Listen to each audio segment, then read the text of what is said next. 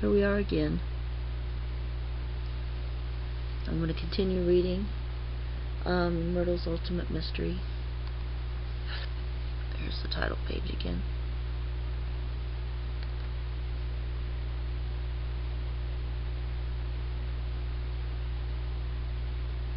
I'll push the back button to go back to where I was reading before and get my right. And here's the text where we left off. Okay, take a big breath and see if I can read this time okay. I'll back up a little bit from where I was. Long before all that started, before the thought had crossed my mind about writing Myrtle Oh boy, let me start over. Oh my. I'm not doing too good this morning. Long before all that started, before the thought had crossed my mind about writing mysteries, the stranger-than-fiction stage. Okay, once more. One more take. Maybe I'm not going to keep starting this thing over again. Okay, long before all that started, before the thought had crossed my mind about writing mysteries, the stranger-than-fiction stage for my destiny was set. And the mood here is supposed to be getting a little bit ominous, so I better get the silliness out of it. In Portland in '85, a couple PIs hired me as a psychic to work with them on the Sand Creek killings. Been haunted by the experience off and on since. The case is still on the FBI's unsolved list. Want to know why it'll likely never be solved? Too many important people are involved, and their power goes beyond politics. They still have me exercising caution with a low-profile MO. I'm only one witch, after all, alone. In 1994, it's 1994 now, September 5th, started writing this today at 2:37 p.m. Mountain Daylight Time. As an astrologer, I'm obsessed with time, especially a time of beginning. Place is important, too. The tiny white-walled attic in my cozy, white stucco cottage in Rockville centers us at a culture shock and 120 miles south of Denver, a town of 400 goats, donkeys, cats, dogs, kids, adults, rattlesnakes, and scorpions. Rockville nestles quaintly against a gently curved sand rock hillside in the prairies, footing the wet mountain range of the Rockies. We don't count snakes or scorpions in the census.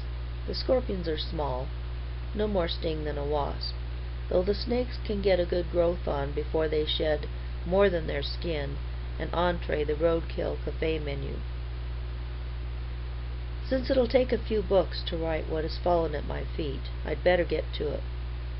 Would have started writing sooner if not for being too busy investigating.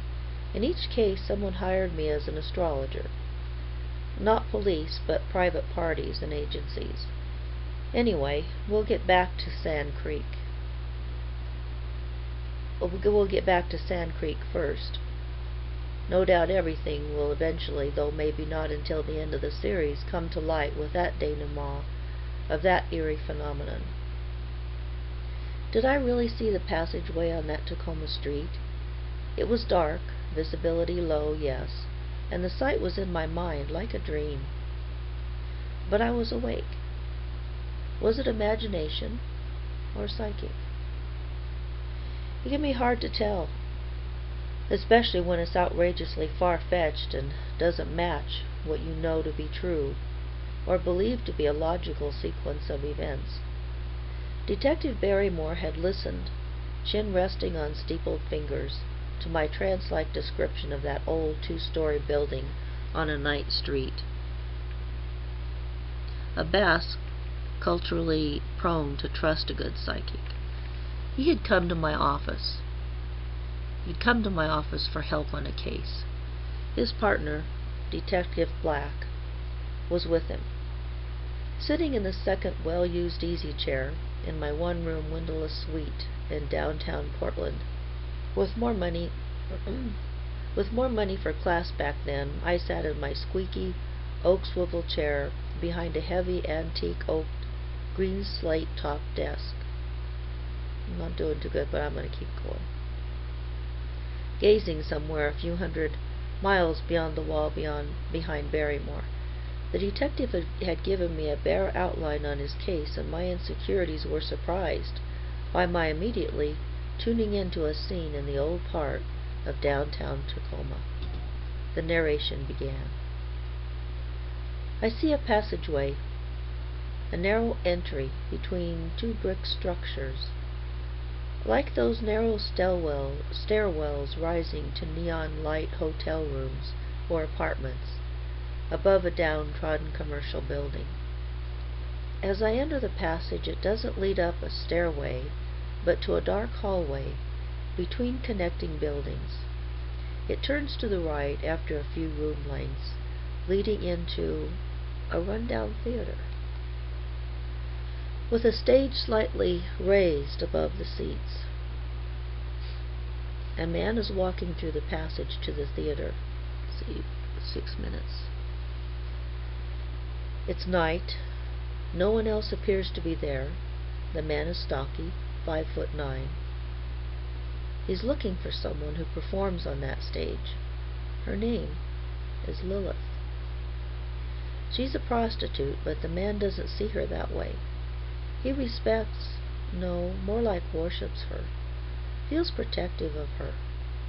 She's been kind to him, patient with his slowness and shyness.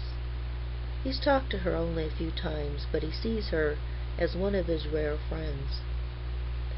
Barrymore was sitting intently quiet, absorbed in the words as I described this vision. Detective Black was no less intent, yet more skeptical, slimmer, younger, and lighter-haired than his ebony-headed boss. Black had no history with gypsies prior to his employment with Barrymore. He was the above-average, city-bred American male. With the office door closed, the slightly stuffy room wrapped around its occupants, making its own world. The intimate room was dimly lit by a single-tube fluorescent overhead under a dirty plastic cover. 2 low-watt, pretty-shaded lamp tables.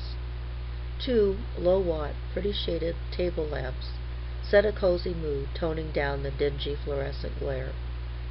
Continuing the narration, I focused my gaze on the man and Lilith standing beside the stage. God. Even recalling this experience from 9 years into the future bothers me. It's just too weird. Getting into it too far this time of evening will give me insomnia. There's still concern about keeping a low profile for safety. You may know that when you dwell on something for a while, other minds can be drawn into you. You've had the experience of thinking of someone right before the phone rings? You hadn't heard from that person for a year. The point is, intense thoughts can project where you'd rather they didn't, draw attention to you, when you'd as soon remain invisible, unknown, and shadowless. We'll come back to that scene in my office and the events following as days and weeks went by, and Black Barrymore and I grew more and more nervous about what we were uncovering.